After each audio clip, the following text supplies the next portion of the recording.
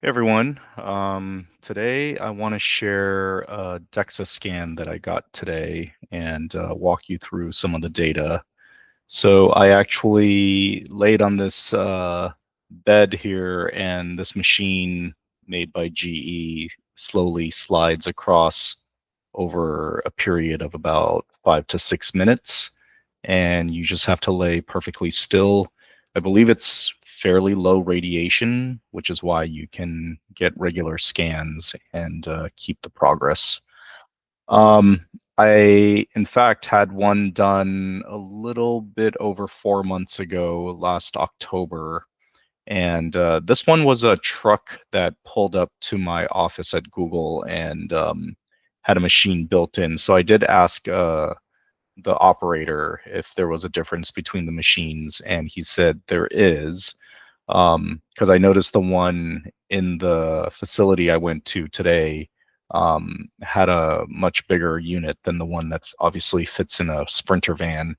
And I think you can even tell the resolution of the one from the truck is not as sharp as the one that we did today. You could see a little bit of my spine. I've got some moderate scoliosis going on here, uneven hips. I should be taller than I am, unfortunately. But what's cool is that it captures your fat tissue, your lean body, your bone density, and gives you a fairly holistic view of your metrics. And honestly, this was what kicked my butt into gear to want to get healthier. So without further ado, this was the scan back in October, and highlights here. I had a total body fat percentage of 31.3%. My weight last October was about 196. I actually weighed in 198 at the start of this year after the holidays. As you can imagine, we all feasted quite a lot during the holidays. And my fat mass equated to about 61.3 pounds, lean muscle mass, 129 pounds. My bone mass was about 5.7 pounds. So everything added together should be around 196.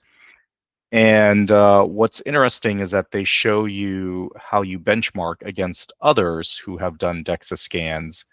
I feel like there's a bias there already because most people who do DEXA scans probably care a lot about their health and might already be athletes, but I don't know for a fact. So that's just my assumption. Um, Unfortunately, I am on the high end of body fat.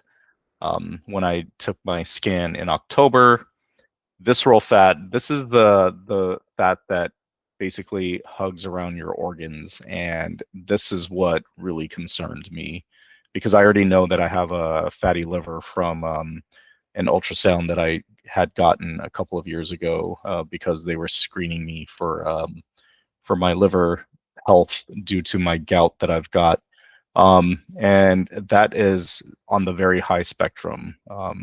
You want to be at least you want to be below 1 pound if you can, and ideally none if you can. Lean muscle mass, I had plenty, which was great. My bone density could be better, wasn't as good as I would have expected. And of all of these metrics, they were able to roughly calculate what a potential resting metabolic rate would be for myself. Um, so in many ways, I felt like I have an opportunity to improve my health because we know building lean muscle mass is very difficult. And fortunately, I've been lifting weights my whole life. So I've got quite a bit of lean muscle mass.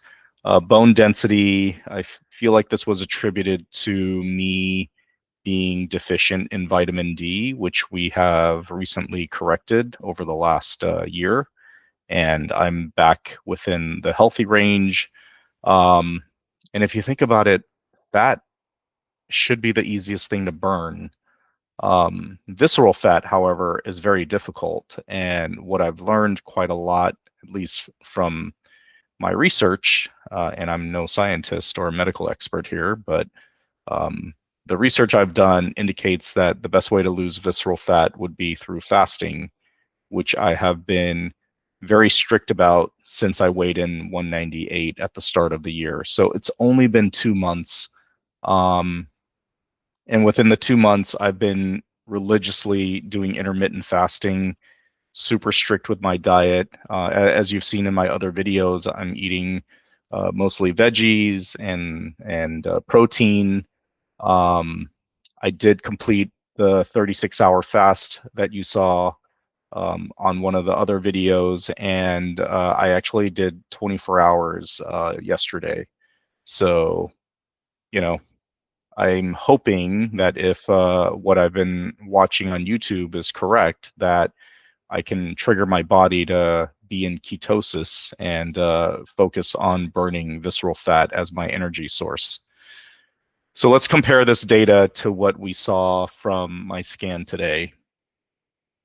And the good news is that my total body percentage fat has dropped by 1.3%. Total weight loss was about 10 pounds from when I had the first scan, but again, I was heavier at the start of this year. So, and I didn't really start going ham with my health until the start of the year. So it's only been 2 months. And within 2 months, I've literally dropped 12 pounds. Um, the fat loss was quite substantial. That's around 5.5 pounds of fat that I lost. But the thing that I'm really concerned about is that I also lost muscle, and this was kind of shocking to me. But in a way, it wasn't, because I feel like I'm not as bulky as I used to be. So definitely something I need to watch out for as I continue to lose weight and try to burn off this visceral fat. So yeah, the numbers are here. You could see my body fat is still in the high percentage. Obviously, we'll continue to work this number down over the coming months.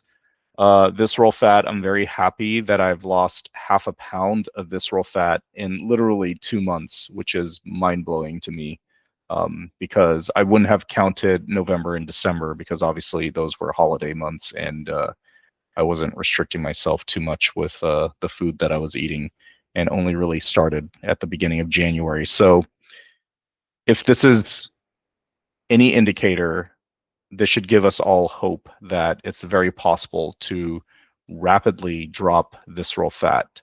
I credit this to lifting weights, to doing more zone 2 cardio. I do about 3 to 4 hours a week.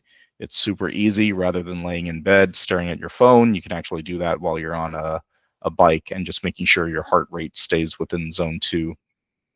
Um, yeah, I'm pretty bummed about the drop in lean muscle mass. I did have a rib injury for the last 2 weeks from an accident in jujitsu, and so I haven't lifted weights and done too much exercise in terms of weights, because it obviously hurts quite a lot with a bruised rib.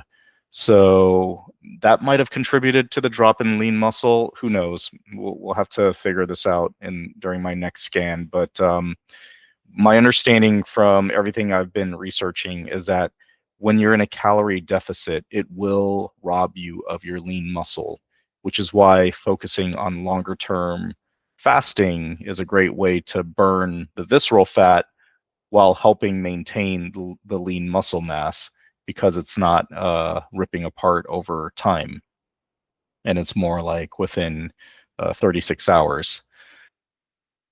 In terms of the bone density, this was amazing. I jumped quite significantly. Uh, there are a few things I'm thinking about here that could have triggered bone density, because I know bone density is not something you build easily. The first thing is I had surgery with my plantar fascia right after this scan. So as you can imagine, I wasn't walking much. And I'm thinking it might be the impact from not walking too much at all that contributed to my lower bone density. I've been walking a lot since the procedure, way more steps per month. I almost like within the 100,000 range more steps each month compared to this time period. And another thing, I've been lifting heavier weights. I'm not going like crazy because I'm limited to the weights of the dumbbells that I have at home, but I'm throwing up like 45-pound dumbbells pretty easily now, instead of the 35 that I previously had. So I ordered some 45s and was working on that. I've started to incorporate some level of deadlifting, again, only with the dumbbells that I have because I don't have anything heavier. I haven't had a chance to get into the gym at work, which obviously has a trap bar and a deadlift bar. So those are areas for improvement, but I'm very happy with the bone density. The last thing I wanted to call out here is that it could be a variation of the machine, from when I had it in the van versus in the facility. Um, that that's another variable there. So the next time I do the scan, I won't do it in the van anymore. I will only go to the facility, and then let's see how much the bone density changes, because this is pretty dramatic here. Resting metabolic rate, because my lean muscle mass has dropped, I'm assuming that's why my resting metabolic rate has dropped as well. So this is what your body would typically burn on its own.